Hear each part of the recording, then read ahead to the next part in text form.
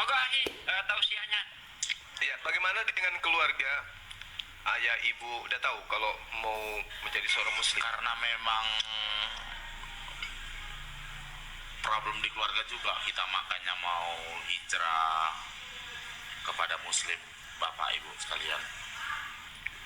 Problem di keluarga. Keluarga masih Kristen? Iya. Oh, ya ya. Ya, semoga aja lah dengan saudara saya jadi mualaf, menjadi asbab kedua orang tua nanti kelak dilembutkan hatinya juga menjadi seorang Islam. Ya. Gitu ya. Jadi ketika ada masalah internal di keluarga, begitu menjadi muslim, ya semoga bisa menjadi clear semuanya ya. Karena kewajiban kita sebagai anak kepada orang tua itu tetap harus dijalankan. Meskipun sudah beda keyakinan, kedudukan beliau berdua adalah orang yang harus kita hormati, yang kita jaga nama baiknya, kita jaga kemudian martabatnya sebagai orang tua, dan kita wajib hukumnya untuk mengabdi kepada mereka meskipun kita sudah beda keyakinan. Apapun itu, kecuali satu, mengajak kita kembali kepada kekafiran, baru nggak boleh taat. Selain daripada itu boleh. Yaitu. Kemudian setelah menjadi seorang muslim, ya tentu paham bahwa hanya ada dua kaidah di dalam kehidupan kita sebagai manusia, muslim dan kafir. Kalau sudah mengikat diri menjadi seorang muslim, taat kepada aturan-aturan Tuhan. Kalau ingin bebas dari aturan Tuhan, ya menjadi kafir, kan gitu.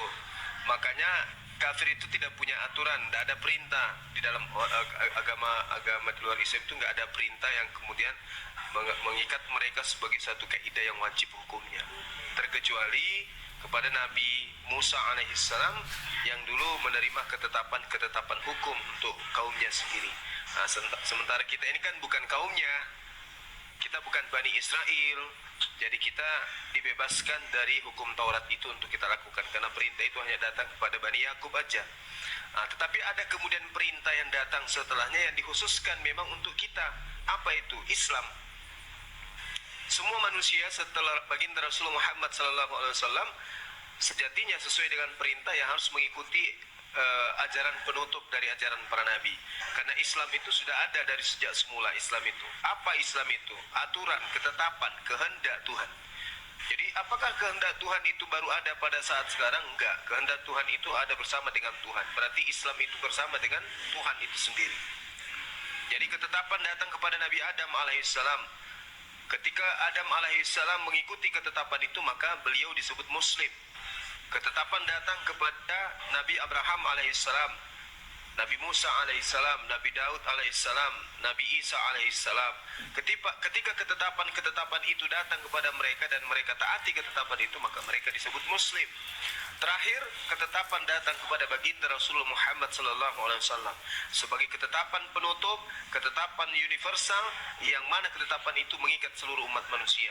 Manusia yang mengikuti ketetapan itu, apapun sukunya, apapun bahasanya, apapun bangsanya, ya, mereka semua disebut sebagai muslim. Makanya di Al-Quran, wa ma arsalnaka illa kaffatan linnas basyira wa nadhira. Kami tak ada mengutus engkau wahai Nabi Muhammad kecuali untuk seluruh umat manusia sebagai pembawa kabar gembira. Apa kabar gembiranya? Baca di dalam Al-Quran surah Al-Mu'minun.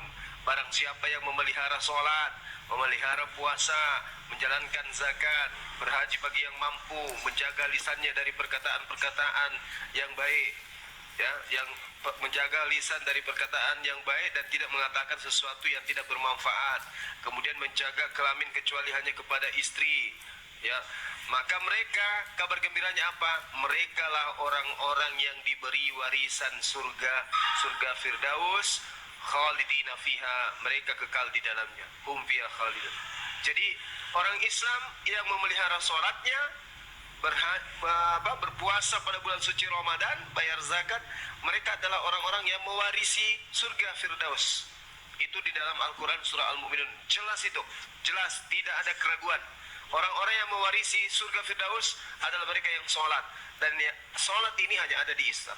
Untuk itu ya, saudara saya, sahabat saya, Yang pertama yang saudara harus lakukan sunat, mandi dulu, mandi sunat, kemudian belajar sholat, belajar ngaji, dan selalu dekatkan diri kepada orang-orang yang beribadah.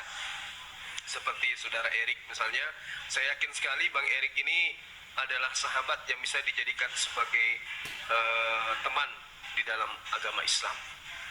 Saya yakin beliau bisa nonton saudara saya, karena Bang Erik ini yang menurut saya sih selama ini sejauh saya mengenal beliau orang baik, dan memang betul-betul beliau ini cinta kepada sholawat. Itu bukan cuma nama, tapi benar-benar dia itu ahli sholawat. Gitu ya Bang ya, saya kira itu dari saya teman-teman. Baik. Ya, terima kasih atas kesempatan yang diberikan. Salam persaudaraan buat saudara saya, saudara Ahmad Mulia. Kiranya Allah memberikan sikap istiqomah sehingga menjalankan Islam itu mudah. Silakan yang lain, terima kasih. Assalamualaikum warahmatullahi wabarakatuh. Waalaikumsalam warahmatullahi wabarakatuh. Masya Allah.